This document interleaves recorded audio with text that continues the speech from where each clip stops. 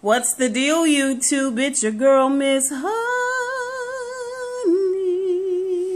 Welcome back, welcome back, welcome back, welcome back. Welcome back to the channel, everybody. Happy Sunday. Hope you guys had a wonderful, wonderful Father's Day. It was a good weekend here in Georgia. Hope you guys got to chance to tell someone who has been a father to you, or a father-like, or someone that you know is a good dad. Happy Father's Day. You got a chance to show them and tell them. If your father is no longer here with us, I hope you were able to access some happy memories and some fond moments that you guys had together while he was alive, and I hope that that brought you some comfort. You guys already know what this is. It's Sunday. This is the Real Housewives of Potomac, and you guys, I am dog tired. Okay, I have been getting the new studio ready. Okay, paint. I still haven't even showered. So this how much I love y'all. This how much I love this show, is that I would come on here itchy and grimy and sweaty, okay, to give y'all the Real Housewives of Potomac. Okay, listen, this is episode 12, I think, and I'm not sure the name of it, but I'm gonna put it down below. I love this show. I love it, but I am so over all of this bad behavior. Like, these women are in a certain demographic. They're supposed to be in a certain stature of life, and the way that they are carrying themselves, more specifically Gizelle and Robyn, I'm ashamed for them. I really am. Like, oh, how much does a potato cost? Like, are you giving up dignity for it? Like, self-respect? What? Like, your reputation, your family's reputation? Like, what exactly are you sacrificing for these pennies that they're giving y'all? Because I don't really know an amount that's worth it. But you know, maybe that's a high horse I need to get down off of before I break my neck. Okay. Anywho, let's just talk about it. We already know Gizelle and Robyn rolled up raggedy to Karen's event. We already know that it was going to be some mess. We know that Kendall was there. Very nice event. It looked like it went off very well. Karen gave a beautiful speech at the end of the event. And Ray's great aunt whispered her ear, which I thought was so wonderful. She told her how proud she was over her, and she told her how Ray's mom, who Karen was really close with, would have been very proud of her too. So it was a good event from that standpoint, and Karen said that she raised more than enough money, but she won't say how much she raised. That's gonna be a problem later, but we're gonna talk about it. And I was super proud of Karen. As soon as she realized that Gizelle and Robyn was there on some bullshizzy, she went ahead and got security. She did like a half-turn security, baby, and got them escorted on up out of there. Okay, Charrisse and Ashley go outside to try to talk to them, and they out there telling them the same irrational, immature, childish ass bull crap that they were telling each other on the ride all the way there. Like I said, they came in raggedy and they was promptly thrown out. Gizelle and Robyn, really, to me, they look stupid. And Gizelle seems to be proud that every season she get thrown out at least 1 or 2 events, or 1 or 2 homes, 1 or 2 places. Like, she seems to be proud of her behavior. I don't know. I don't understand how people who call themselves empowering other women, or, you know, I don't understand how you trying to run a business and you busting in on somebody else's event. Like, you're going to eventually have events. Are you going to want your events to be, you know what I'm saying? Like, Gizelle and Robyn look real dumb. But for as dumb as Gizelle looks, Robyn doubles it and triples it. Like, you have no point. Like, I just, anyway. Let's see. Later on at the event, after Giselle and Robyn have been put out, all the ladies are sitting at a long table and they're talking. And y'all know Ashley is sitting there ear hustling. She gathering all of the tea. Of course, Charrisse asked Kendall if Giselle saw her, if she spoke. And Giselle was like, Kendall was like, yeah, she saw me. And no, she did not speak. As far as we know, she left it at that. Of course, Ashley was taking it all in. Then they got to talking about the Icon, the charity, who they made their money out to. Monique said she made it out to Icon. She just gonna see what happens. You know, it like I said, after somebody made a comment to me about where the money was going, I would have made sure, if I was Karen, to make sure that everything is done up and up, by the line, by the book, because you already know people gonna Google, they gonna dig through your trash, they gonna get the tea one way or another. And if you ain't on point with this, it's gonna come out, Karen. So hopefully you ain't no idiot. All right. Okay, so that's what happened at the event. Listen, let's talk about this Candiace situation. We're gonna get this out of the way. We're gonna try to do this real quick. All right, Candiace has a total of $145,000. Not what Chris said they had, $165,000. They got $145,000. Her mama putting in $100,000. Her daddy putting in $20,000, and her and Chris combined putting in $20,000. Okay, or $25,000. So that's all she got. She got either 140 or 145, if I'm not mistaken. Okay, that's what she got. All right. Instead of her trying to live within those means, and nobody can say boo to her. Chris cannot say a word to her about scaling back in any shape, form, or fashion. She has a fit. But what she is embarrassed, and her face is cracked as hell. She already knew her daddy wasn't playing that bull crap. She already knew. Her daddy got tough love for her because he wasn't there. You know what I'm saying? Like, for some men, it's the opposite. They don't have a lot of tough love for their kids because they making up for the fact that they wasn't there. But Candiace's daddy don't have no problem with it. He don't have no problem with it at all, telling her no, absolutely not. She called him and tried to ease up on the fact that she wants some more money.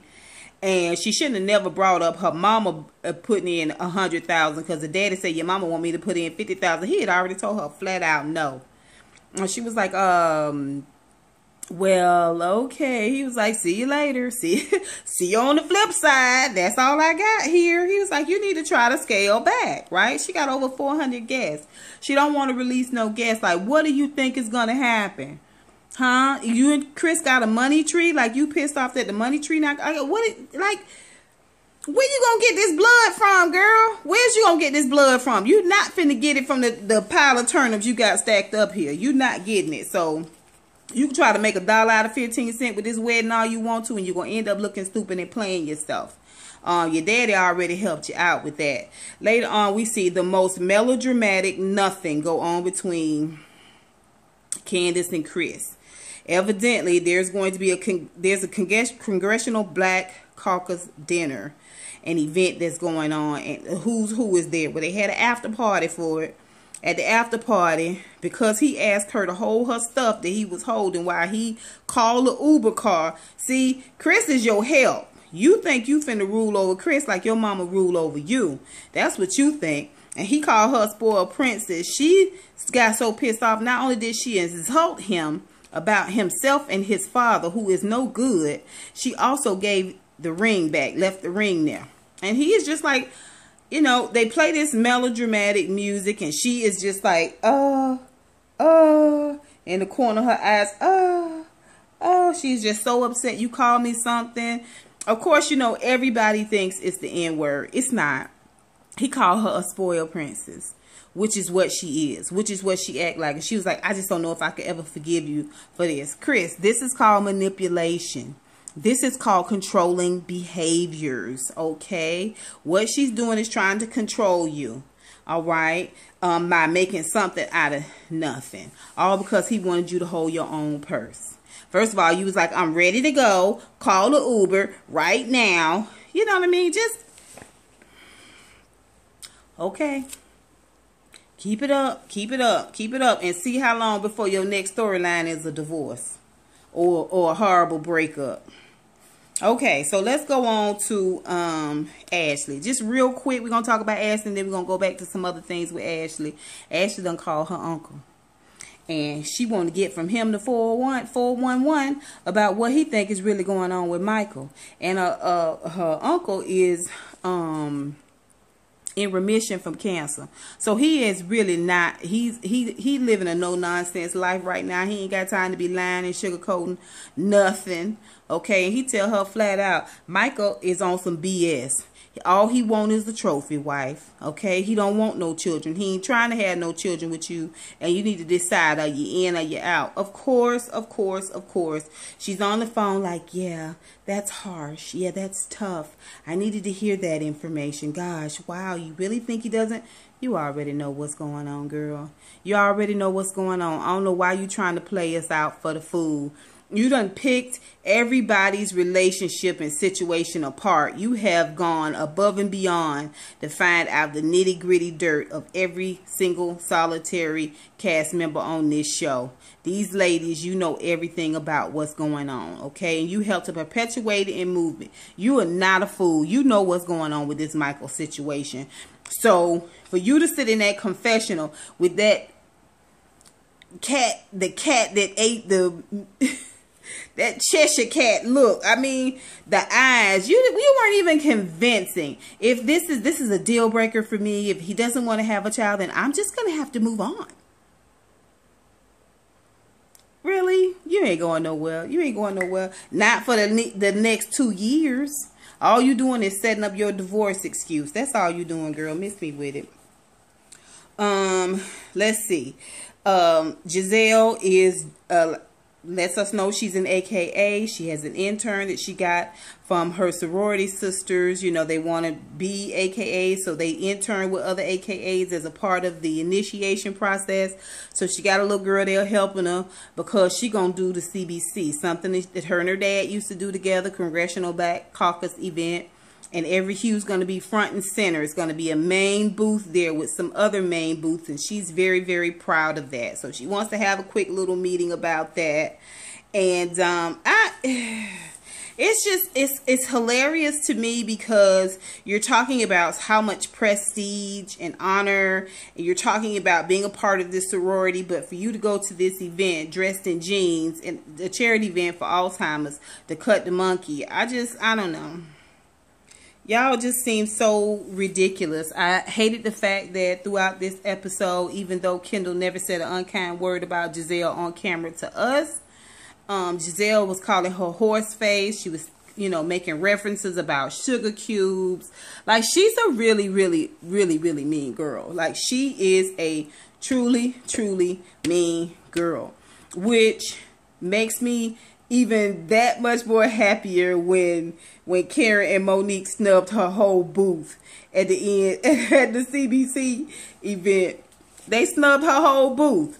They snubbed her and Robyn. When Karen shut that junk down and had them escort her and Robyn out, that was like, it was a crushing blow. Like, they're trying to make it their mission to get Karen somewhere and get her told, because she is walking off, she putting them out, she dodging. Her and Monique both are playing them dust, and they cannot stand it. They feel like you supposed to stand here and let us get in your shit and not have nothing to say about it, okay?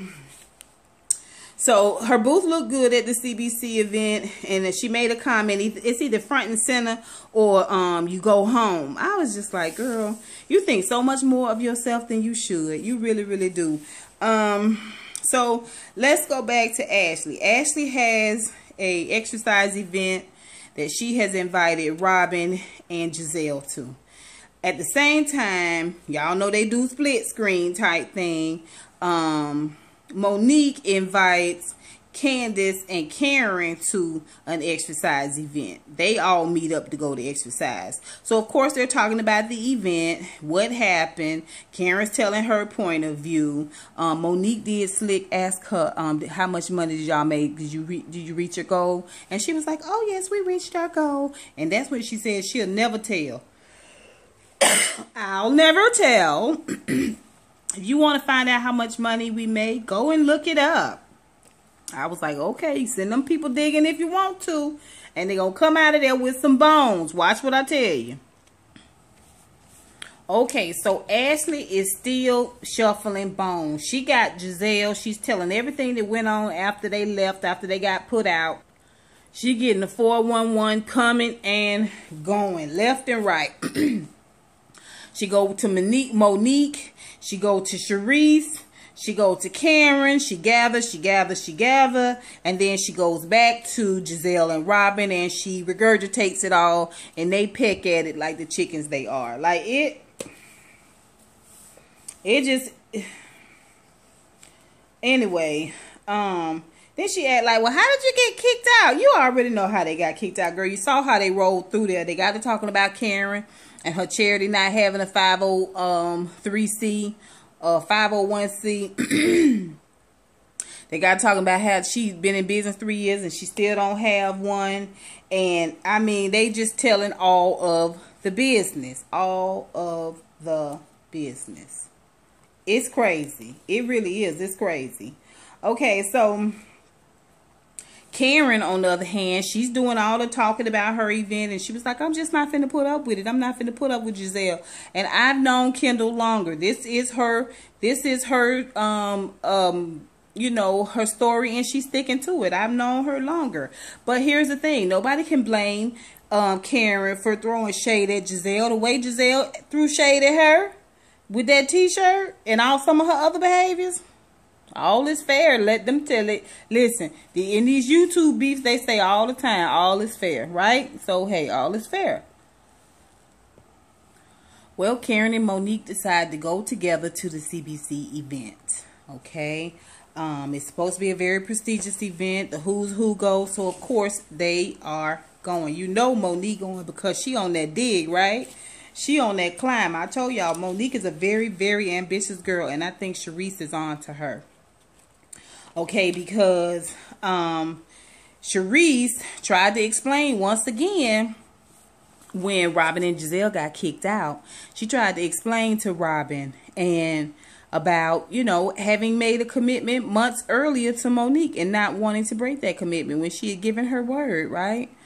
Of course, y'all know Giselle was chopping her and Karen, both chopping their excuses up about why they didn't go to Robyn's event, and Robyn wants answers. So everywhere she goes, she is demanding that somebody tell her why they didn't come to her event. I was like, girl, are you still talking about this?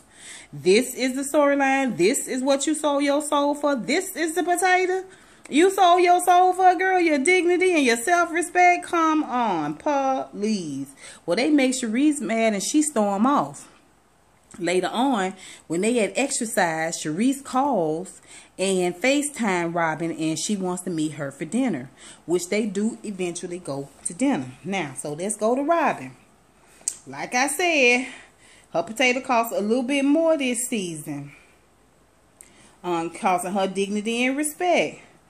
Okay, listen, Giselle and Robyn decide they gonna question Charrisse's friendship with Monique. They gonna put a bug in Charrisse's ear about Monique, okay?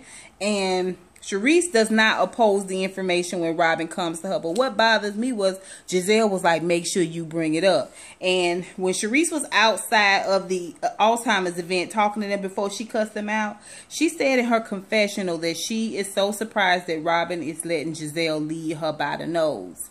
And she told her when she was trying to explain to Robyn, and Giselle kept interrupting. She was like, I'm talking to Robyn. I'm talking to Robyn. I am talking to Robyn. See, here's the thing. I do believe Charrisse is playing both sides. She don't really care for for Giselle, no way. So I wouldn't be surprised if it wasn't her idea on the back end, on the producer side, on the executive producer side. I would not be surprised if it wasn't her idea to bring Kendall back in and she just playing dumb. She playing the fool, right? Okay. All right, now she working on her season 4 now. Mind you, she got to lay out this season because she don't want to earn too much money because this divorce is going to be a doozy.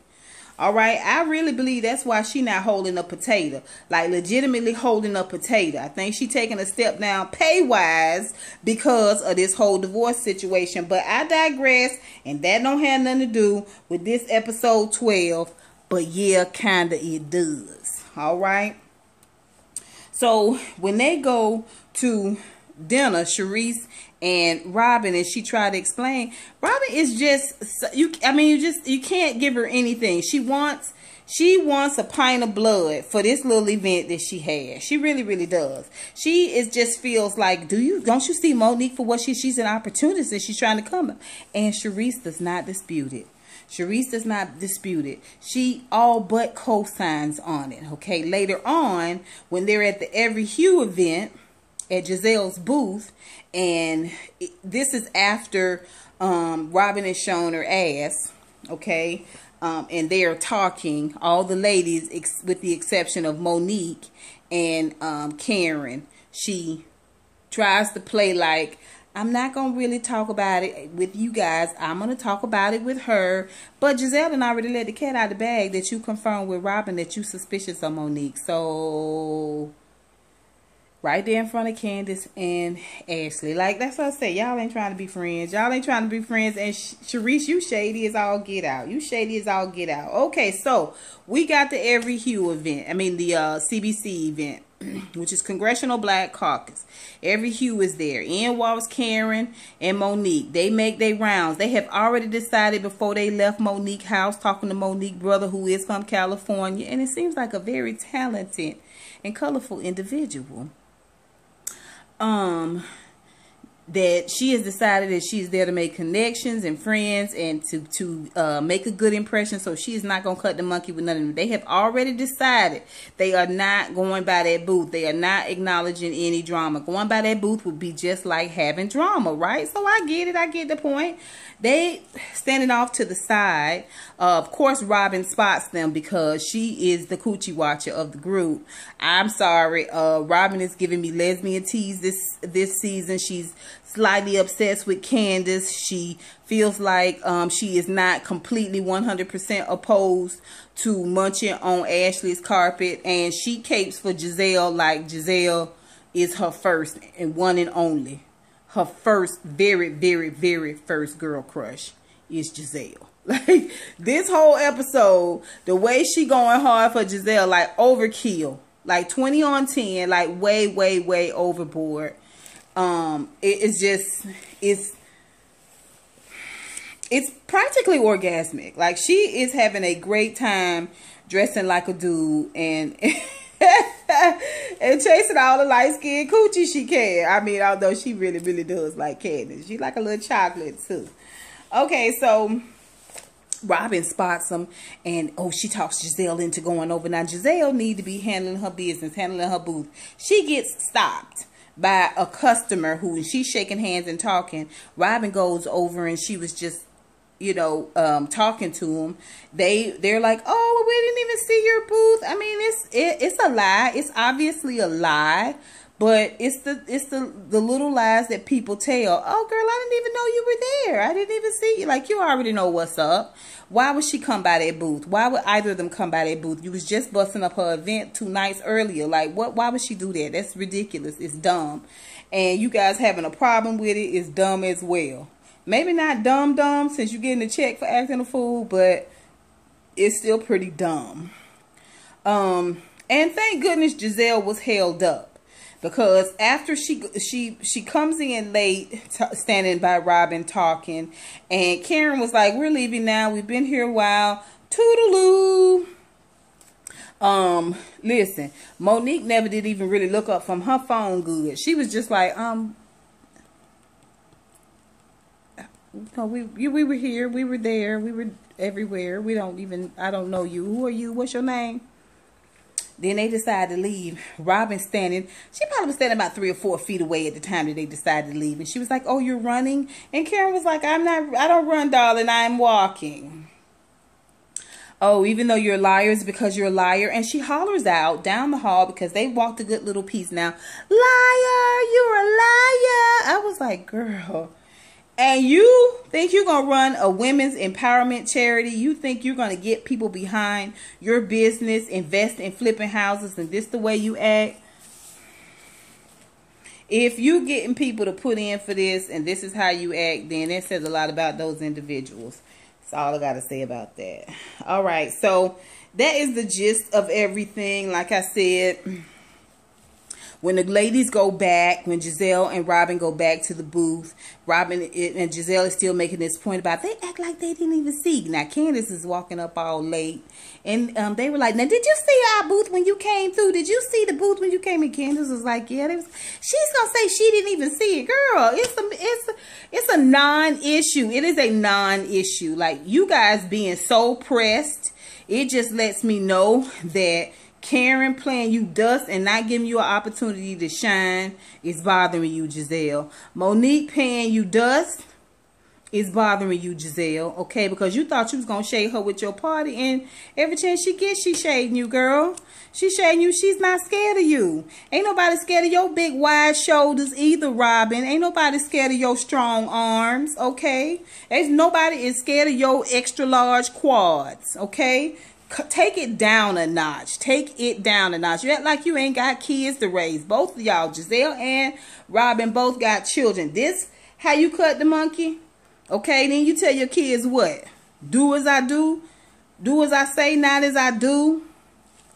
That junk was ridiculous. And listen, I'm no Karen fan. You guys already know that. And I got my side eye on Monique. You already know that. But you don't ever let a woman know something bother you that bad. You got beef with a chick, you act like, bam. What? Were they here? Did they come? I wasn't even sure. You think I would have walked over there? No. I guess you have to go because you're getting paid to hold that potato. But all I'm saying is, I wouldn't have walked up to them. I wouldn't have said 3 words to them. Now, when they all gathering and talking, Giselle turns it to Charrisse and what Charrisse think about Monique. She really put her on the spot because, of course, Robyn ran and told Giselle immediately. And Giselle is putting on camera that Charrisse sees Monique for the opportunities that she is, and wool's off her eyes and all this stuff, and you confirm with Robyn that you know she ain't up to no good. Just all of this crazy stuff on camera. And Charrisse is like, well, no, I haven't had a chance to talk to her.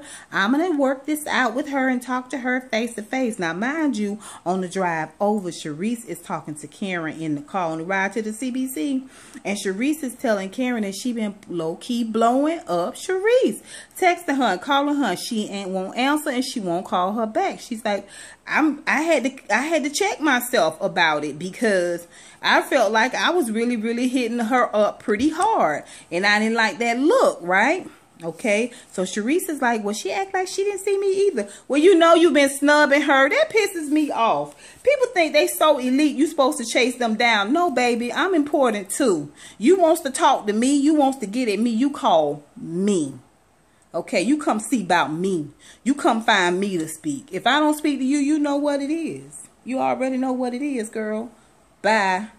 Anyway, you guys, that is The Real Housewives of Potomac. I'm going to put the title down below. Y'all tell me what y'all think about this episode. The nerve of them green-eyed monsters. Ooh, but it's entertaining though, right? I can't wait to see this stuff jump off with Charrisse and Monique. That's going to be the real good storyline right there. Not all this fool-la-la and frivolousness about some event and you didn't go and I didn't come and we didn't see and we didn't know. Boom. No, this Charrisse and Monique thing going to be for real. Let me know what you think. Put it down below. If you're new to my channel, don't forget to subscribe. Until next time, honeybees. Mwah, mwah, mwah.